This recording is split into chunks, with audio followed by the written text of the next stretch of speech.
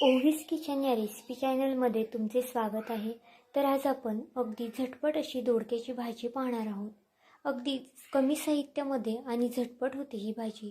नेहमी तुम्ही दोडक्याची ठेचून भाजी किंवा भरून भाजी तर नक्कीच करता, पण अशा पद्धतीने करून बघा, तुम्हाला सगळ्यांना नक्कीच आवडेल. मुलांना डब्याला किंवा तुम्हाला डब्याला न्यायला देखील खूपच छान आणि झटपट ही भाजी होणार आहे आणि चवीला देखील खूप छान लागते. अगदी 5 ते 10 मिनिटात ही भाजी तयार होते. तर चला साहित्य काय काय लागतं ते पाहून घेऊयात. इथे मी दोडके घेतलेले आहेत. तर मार्केटमधून नेहमी कोवळे दोडकेच आणा. निबार दोडके घेतले की ते शिजले जात नाही. अशा पद्धतीने व्यवस्थित बघून कोवळे दोडके आणायचे आहेत. आता ते दोडके स्वच्छ धुवून त्याच्या शिरा काढून घ्यायच्या आहेत. व्यवस्थित अशा दोडक्याच्या शिरा काढायच्या आहेत, नाहीतर भाजीमध्ये ती कचकच लागतं आणि मग भाजी खायला इतकी चांगली लागत नाही. त्यामुळे दोडक्याच्या शिरा अशा व्यवस्थित अशा काढून घ्यायच्या आहेत. जर तुमच्याकडे बटाटे सोलायचं कटर असेल त्याने देखील तुम्ही दोडक्याच्या शिरा झटपट काढू शकता किंवा सुरीने देखील काढू शकता. पण बटाट्याच्या ह्याने देखील तुमच्या दोडक्याच्या शिरा या पटकनी निघू शकतात. तर बघा अशा पद्धतीने सर्व शिरा मी काढून घेते. तर इथे मी 2 माणसांसाठी भाजी बनवते. जर तुम्ही जास्त लोकांसाठी बनवत असेल त्यानुसार तुम्ही साहित्य घ्या. तर आता झटपट अशी मी दोडक्याच्या सगळ्या शिरा काढून घेते. तर इथे सर्व दोडक्याच्या शिरा काढून झालेल्या आहेत. प्रत्येक दोडक्याची मी ते काढून घेतलेली आहेत. आता आपण दोडका कट करून घेऊया. दोडका नेहमी कट करायच्या अगोदर धुवून घ्या. कट करून झाल्यावरती दोडका धुवू नका. तर बघा अशा पीसमध्ये आपल्याला दोडका कट करून घ्यायचा आहे आणि मधनं देखील कट करून त्याचे 2 किंवा 3 भाग करून घ्यायचे आहेत. जर तुमचे दोडके जास्त मोठे असतील तर तुम्ही 3 भाग देखील करू शकता किंवा 4 भाग देखील करू शकता. जर दोडका निबार असेल तर त्याचा मधला पार्ट काढायला विसरू नका. तर हा दोडका कोवळा आहे त्याच्यामुळे मी इथे मधला पार्ट काढलेला नाही आहे. तर आता इथे सर्व दोडके मी अशा पद्धतीने चिरून घेणार आहे. जर तुम्ही इथपर्यंत व्हिडिओ पाहिला असेल तर व्हिडिओला एक लाईक आणि सबस्क्राईब करायला विसरू नका. तर इथे मी अशा पद्धतीने सर्व दोडके हे चिरून घेतलेले आहेत. तर आता गॅसवरती एक कढई तापत ठेवूया. त्यामध्ये थोडेसे शेंगदाणे घालूया. इथे मी एक लहान वाटी शेंगदाणे घातलेले आहेत. आता हे शेंगदाणे आपल्याला व्यवस्थित असे भाजून घ्यायचे आहेत. फास्ट गॅस करून भाजू नका, नाही तर शेंगदाणे आतून कच्चे राहतात आणि बाहेरून फक्त डार्क होतात. अगदी कमी गॅसवरती इथे मी शेंगदाणे हे भाजून घेतलेले आहेत. आता शेंगदाणे काढून घेऊयात. त्याच पॅनमध्ये मी 2 पळ्या तेल घालणार आहे. तेल तुमच्या आवडीनुसार तुम्ही कमी जास्त करू शकता, पण अशा भाजीला तेल थोडंसं जास्त घातलं की भाजी छान चमचमीत होते.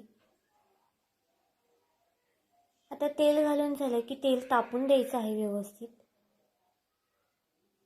तर तेल आपलं तापलेलं आहे. त्यामध्ये आपण 1 चमचा मोहरी घालून घेऊया. मोहरी छान तडतडली की यामध्ये 1 चमचा जिरे घालून घेऊया. जिरेसुद्धा तेलामध्ये छान फुलून द्यायचं आहे. आता 8 ते 9 कढीपत्त्याची पानं घातलेली आहेत आणि एक अर्धा आकाराचा टोमॅटो घातलेला आहे. जर मोठा टोमॅटो असेल तर अर्धा घाला किंवा लहान टोमॅटो असेल तर 1 टोमॅटो घातला तरी देखील चालेल. आता तेलामध्ये टोमॅटो फ्राय करून घेऊया. टोमॅटो फ्राय झाला की यामध्ये लसूण आणि हिरवी मिरचीची पेस्ट करून घेतलेली आहे मी. तर 10 ते 12 हिरव्या मिरच्या घेतलेल्या आहेत आणि 8 ते 9 लसणाच्या पाकळ्या घेतलेल्या आहेत. ह्या मिरच्या तिखट नव्हत्या म्हणून इथे मी 10 ते 12 वापरलेल्या आहेत. जर तुमच्या मिरच्या तिखट असतील तर तुम्ही कमीसुद्धा घालू शकता, म्हणजे तिखट तुम्ही तुमच्या आवडीनुसार कमी जास्त करू शकता. आता हा ठेचा आपण तेलामध्ये छान फ्राय करून घ्यायचा आहे आणि थोडीशी कोथिंबीर घालूया फोडणीला. थोडंसं मीठ घालून घेऊया आणि पुन्हा मसाला मिक्स करून घेऊया. लसणाचा आणि मिरचीचा कच्चापणा जास्त आपल्याला हे तेलामध्ये फ्राय करायचं आहे. आता यामध्ये काही सुके मसाले घालूया. अर्धा चमचा हळद घातलेली आहे आणि 1 चमचा धना पावडर घातलेली आहे. दुसरा कोणताही मसाला मी इथे वापरलेला नाही, फक्त हळद आणि धना पावडरचाच वापर केलेला आहे. आता हे मसाले देखील तेलामध्ये 1 मिनिटभर फ्राय करून घेऊया. 1 मिनिटभर फ्राय झाले की यामध्ये आपण चिरून घेतलेला दोडका घालूया.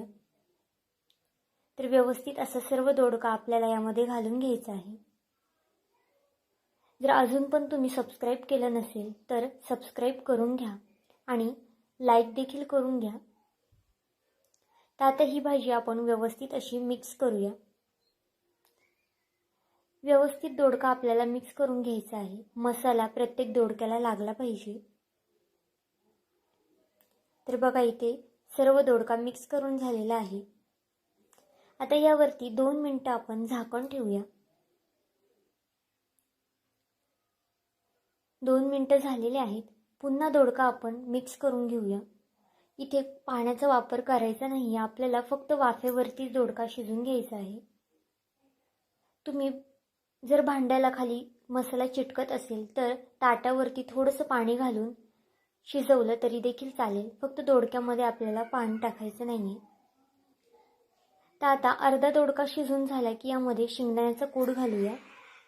तर इथे मी जेवढे शेंगदाणे भाजलेले होते त्याचा कूट करून घेतला होता. तो सगळा कूट मी इथे वापरणार आहे. तुम्हाला जर भाजीमध्ये शेंगदाण्याचं कूट जास्त आवडत असेल तर तुम्ही तेवढा देखील टाकू शकता किंवा कमी वापरला तरी देखील चालेल.